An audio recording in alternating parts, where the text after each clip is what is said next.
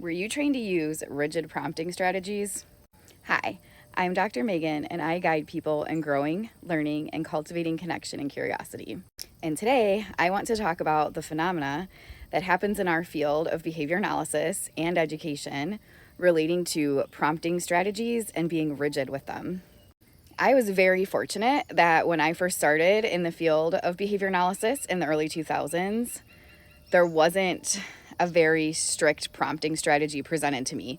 Each of the clients that I worked with had a consultant who used a rigid prompting strategy, but because each consultant did it differently, I never was under the impression that prompting was something that we rigidly follow a certain black and white protocol. I learned with some clients to use a procedure called no prompt, where you provided no feedback and just said no if they got it wrong twice. And then you eventually prompted using the least intrusive prompt you thought would be successful.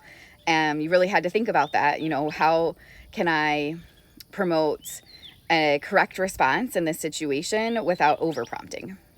Then I also had exposure to errorless prompting, which is basically the idea that you immediately provide a prompt, and most people do the most intrusive prompt without thinking about what would be most likely to be successful, which technically with errorless, that is what you're supposed to do. You still think about what would be the most successful prompt, not the most intrusive prompt. And because of this, I learned pretty quickly that the hierarchy or the specific protocol that people were using isn't what actually matters. What matters is that we're looking at what do we think would be successful for this client and devising our prompting procedures accordingly.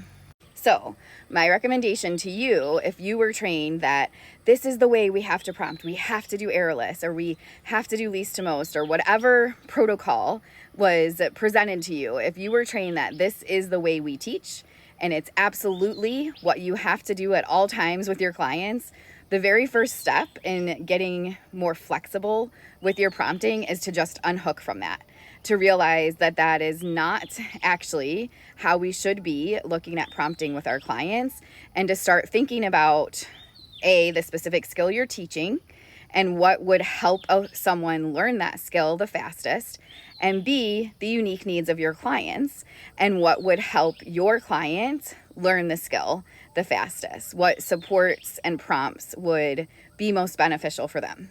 In future videos, I'm going to be diving in a bit more on different prompting strategies. So if this is something of interest to you, make sure to give me a follow.